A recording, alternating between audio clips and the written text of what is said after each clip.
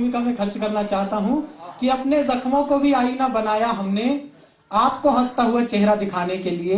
इतना आसान नहीं खुद का तमाशा करना, कलेजा चाहिए औरों को हंसाने के लिए। जोरदार तालियों के बीच आवाज में संबोधित।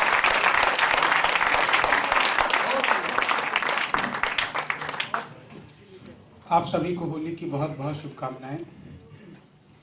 चिराग बहुत अच्छा संचालन कर रहा है, बहुत अच्छे तरीके से कवियों को इंट्रोड्यूस करा रहा है, आप लोग बहुत अच्छे तरीके से सुन रहे हैं। मैं तो साहब मूलतः बिहार का रहने वाला हूँ। मैं बिहार का है रहने वाला तो तू कहीं का भी नहीं है।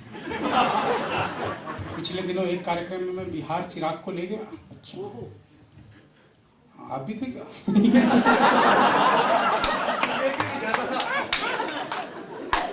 पट्टा 1.5 घंटे तक लगा रहा, किसने ताली नहीं बजाई। 1.5 घंटे बाद कोने में बैठे एक बाबा ने ताली बजाई। बोला बाबा आपको समझ आ गई बात क्या? बोले नहीं बेटा, मैं तो तंबाकू कूट रहा हूँ, तू तो लगा रहे।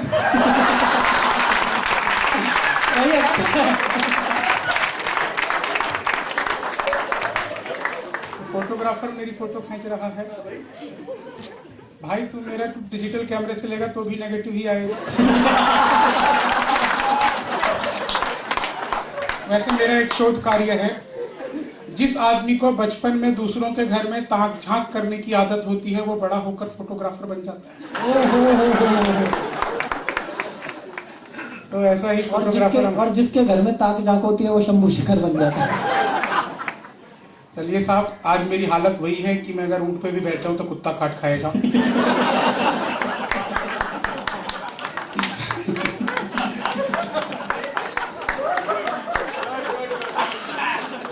समझ आ गई बात क्या? आप लोग तो दिल्ली में रहते हैं, भाई साहब बिल्कुल इसी तरह सुन रहे हैं जैसे मैं अनारकली और आप बादशाह अकबर हैं।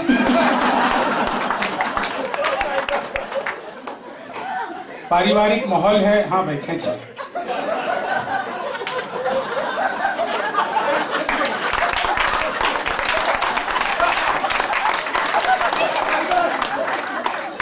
वही अच्छा है।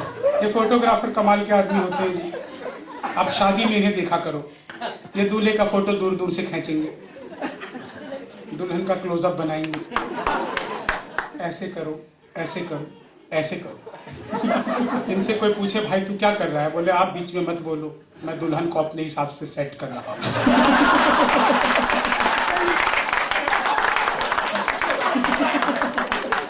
बोले भाई आज भी तू सेट कर लेगा तो दूल्हा क्या करेगा? लेकिन ये मानते नहीं साहब, बड़े होनहार होते हैं। मैं तो एक फोटोग्राफर के पास गया, मैंने कहा यार मेरी एक ऐसी पासपोर्ट साइज की फोटो खींच दे जिसमें मेरे जूते भी आ जाए और सर भी। बोला भाई जूते उतार के सर पे रख ले, दोनों ही आ जाए।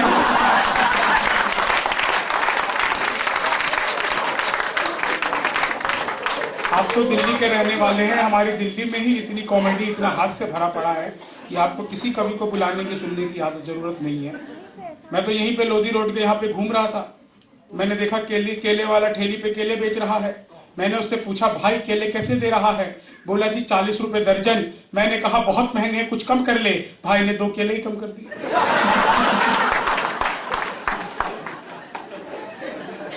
मैं आगे गया, सेब वाला सेब बेच रहा था, मैंने कहा सेब कैसे दे रहा है? बोला जी 5 रुपए का एक।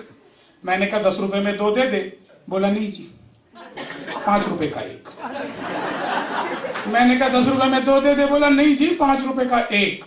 मैंने कहा बेवकूफ आदमी 10 रुपए में 2 क्यों नहीं दे देता? बोला भाई तू ज्यादा समझदार है तो 5-5 रुपए में 2 बार क्यों नहीं ले लेता? तो हमारे तो दिल्ली के साथ केले और सेब वाले भी अद्भुत है। मैं बेचारा ब्राह्मण आदमी भूखा, मैंने सेब लिया, मैं खाने लगा।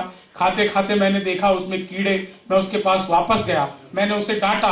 मैंने कहा ये क्या सेब दे दिए तूने, इसमें तो कीड़े हैं। बोला भाई साहब अपनी अपनी किस्मत है, कल एक की हीरो होंडा निकल गई थी। तो हमारे दिल्ली के लोग तो साहब सेब से भी हीरो होंडा निकाल देते हैं। दिल्ली की कहना ही क्या, ये मुझे बता रहा था बिहार का रहने वाला है, बिहार का है। भाई इसमें बिहार वालों का कोई दोष नहीं है। अच्छा, सारा कसूर इन दिल्ली वालों का है। ये बड़े बड़े टेंट लगाते हैं पंडाल में, फिर कीर्तन मंडी बुलाते हैं, फिर उनसे भजन करवाते हैं, राधे राधे जपो चले आएंगे बिहारी, राधे राधे जपो चले आएंगे बिहारी, राधे राधे जपो चले आएंगे। और जपो राधे राधे। अब कलयुग में वो बिहारी तो आ नहीं सकते, हमें ट्रेनों में भर भर के आना पड़ता है।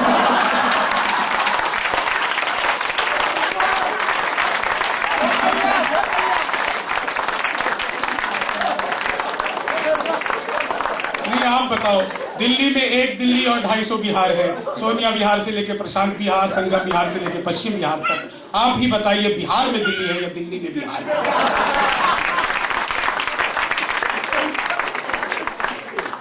बहुत अच्छे तरीके से आप लोग सुन रहे हैं, बहुत आनंद ले रहे हैं। हमारी तो दिल्ली पुलिस भी बहुत अच्छी है, जो दे दो वही रख लेती है। एक पुलिस वाला चाय वाले के पास गया, बोला भाई चाय वाले एक कप देशभक्ति चाय पिला। चाय वाले ने फटाफट स्टोव जलाया, चाय गरम किया, पुलिस को दिया। पुलिस ने चाय पिया और बिना पैसे दिए चला गया। मैं साइड में खड़ा था, मैंने कहा एक कप देशभक्ति चाय मुझे भी पिला दे। बोला भाई साहब आम लोगों को नहीं मिलती। मैंने कहा क्यों भाई, आम लोग देशभक्त नहीं होते क्या? बोला जी होते तो हैं, लेकिन देशभक्ति चाय आम लोगों के लिए है नहीं। मैंने कहा यार रुपए तू 5 की जगह 10 रख ले, लेकिन एक कप देशभक्ति चाय पिला दे। बोला भाई साहब टाइम खराब कर रहे हैं, आपको चाय मिलेगी नहीं। मैंने कहा क्यों नहीं मिलेगी, मुझे पीनी है। बोले आपको बिल्कुल नहीं मिलेगी, ये सिर्फ पुलिस वालों के लिए है जो फ्री में पी के जाते हैं। मैंने कहा चल ठीक है भाई मत पिला, लेकिन ये बता कि तू ये देशभक्ति चाय बनाता कैसे है। तो उसने जो मुझे देशभक्ति चाय बनाने का तरीका बताया, आप लोगों को अगर चाय का स्वाद आ जाए तो जितने भी लोग यहाँ पे सुन रहे हैं, मैं ऐसी तालियां चाहता हूं जो अब तक आपने इस पूरे कार्यक्रम में नहीं बजाई। मैंने उससे पूछा तू देशभक्ति चाय बनाता कैसे है? बोला जी मेरे यहाँ सुबह सुबह हिंदू, मुस्लिम, सिख, ईसाई सब चाय पीने आते हैं, उनकी थोड़ी थोड़ी चाय बच जाती है। मैं उसे एक कप में इकट्ठी करता हूं और वंदे मातरम बोल के पुलिस वाले को पिला देता हूं।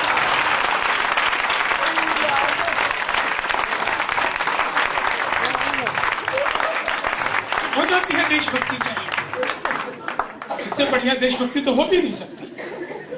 और आप लोग कितने मस्ती से हंस रहे हैं, यहाँ पे बच्चे भी कई बैठे हुए, बड़े शांत बच्चे हैं। बच्चे बहुत अद्भुत होते हैं। ये चरणजीत आपको तरह तरह की बातें बता रहा था कि बच्चे ऐसे होते हैं। मैंने तो एक बच्चे से पूछ लिया, मैंने कहा बेटा जिसे सुनाई नहीं देता उसे क्या कहकर पुकारोगे?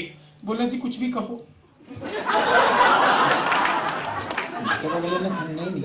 कुछ भी कह के बुलाओ, क्या फर्क पड़ता है। अद्भुत बच्चे होते हैं। माँ बाप लड़ रहे थे, बच्चा साइड में खड़ा था। मैंने पूछा बेटे ये कौन लड़ रहे हैं? बोला अंकल मेरे मम्मी पापा हैं। मैंने पूछा तुम्हारे पापा का नाम क्या है? बोला जी इसी बात पे तो लड़ रहे हैं। तो बच्चों का तो हिसाब किताब ही अद्भुत होता है साहब। आप इनसे ज्यादा मुंह न लगे, इसी में आपकी भलाई है। एक बच्चे से मैंने पूछ लिया बेटा तू कहाँ पैदा हुआ था? बोला जी तिरुवनंतपुरम। मैंने कहा स्पेलिंग बता। बोला जी तब तो गोवा में ही हुआ था। अब क्या करेंगे बच्चों का? मुझे तो याद है एक बच्चे से अध्यापक ने कह दिया कल तुम्हारा माय फादर कैसे आएगा, याद करके आ जाना। बच्चा खेलकूद में भूल गया, अगले दिन क्लास में आया तो माय फादर कैसे भी आ गया। सारी क्लास लिखने लगी, बच्चा लिख ही नहीं रहा। अध्यापक ने कहा बेटा फेल हो जाएगा, कुछ तो लिख। तो बच्चे ने फेल होने के डर से माय फादर का वो ऐसे लिखा जो पट्टे ने याद नहीं किया था। ऊपर की लाइन नीचे, नीचे की लाइन ऊपर, एक एक लाइन पे आपको मजा आएगा। बच्चा लिखता है मेरे पिताजी बहुत मेहनती हैं, हम 8 भाई बहन हैं। वो समय के बड़े पाबंद हैं। मेरा सबसे बड़ा भाई 40 साल का, उससे छोटा 35 साल का, छोटा 30 साल का, छोटा 25 साल का, छोटा 20 साल का, छोटा 15 साल का, उससे छोटा 10 साल का, मैं 5 साल का हूँ। और बच्चे ने जो अगली लाइन लिखी आपको लगेगा बचपन में आप नहीं लिखा होगा या आज आपका बच्चा लिख रहा होगा। बच्चा लिखता है मेरे पिताजी के पास 10-12 जोड़ी जूते हैं, वो रोज सुबह मंदिर जाते हैं। मेरे पिताजी बहुत बहादुर थे, उनकी शादी बचपन में ही हो गई थी। और ह्यूमर की तरफ से अगर आपको सटायर मिल जाए तो मुझे आप बताइएगा। बच्चा आखिरी लाइन लिखता है मेरे पिताजी चाह कर भी कोई काम समय पर पूरा नहीं कर पाते, वो भारत सरकार के होनहार कर्मचारी हैं। क्या बात है, वाह वाह वाह वाह वाह वाह वाह। तो साहब हमारा देश तो ऐसे बच्चे और पिताजी से भरा पड़ा है। अभी भ्रष्टाचार की बात चल रही थी, अन्ना हजारे की बात चली। मुझे तो याद है वो अमेरिका के राष्ट्रपति, रूस के राष्ट्रपति और भारत के प्रधानमंत्री इकट्ठे हुए, उन्हें यमराज मिल गया।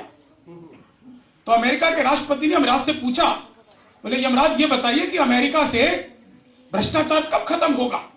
यमराज ने मारी गूगल सर्च और बताया कि भाई 200 साल में हो जाएगा। सुन के राष्ट्रपति बहुत खुश हुए, लेकिन जोर जोर से रोने लगे। बोले भाई भ्रष्टाचार मुक्त अमेरिका हो जाएगा, लेकिन मेरे दिल में ये तमन्ना रहेगी कि मैं अपने जीवन काल में ये नहीं देख पाऊंगा। उसके बाद रूस के राष्ट्रपति ने सवाल किया कि रूस से भ्रष्टाचार कब खत्म होगा। यमराज ने बताया 100 साल में हो जाएगा। वो भी खुश हुए और फिर रोने लगे कि मैं अपने जीवन काल में भ्रष्टाचार मुक्त रूस नहीं देख सकता। अब हमारे सरदार जी ने पूछ लिया, इस बार यमराज रोने लगा।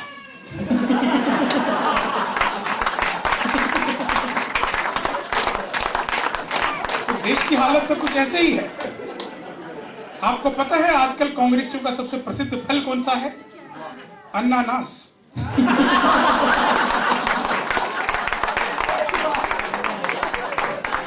हमारा देश सुविधाभोगी देश है साहब। मैं तो घर से एक दिन निकल गया, मेरे को ध्यान नहीं रहा, हेलमेट पहना नहीं, पुलिस ने रोक लिया, बोले आजा साइड में चलान होगा।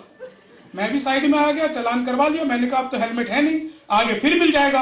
बोले भाई आगे तुझे मिले तो बोल दियो लिम्का, वो तुझे कुछ नहीं कहेंगे। मैं आगे गया, आगे मुझे मिल गया, बोले लिम्का, उसने छोड़ दिया, मैं चला गया। फिर मिला, मैंने कहा लिम्का, उसने फिर छोड़ दिया। अब बात मेरे समझ में आ गई। अगले दिन तो मैं जानबूझ के हेलमेट छोड़ के आ गया। पहली ही लाल बत्ती पे पुलिस वाला मिल गया। मैंने कहा लिम्का, बोले साइड में आ जा, आज का कोको कोला था।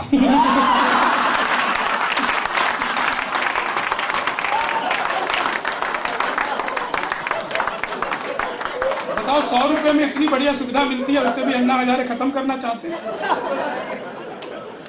आप देश की तो कुल मिला के हालत ही ऐसी है। मनहूस से चेहरों को सदा डांटता हूं मैं,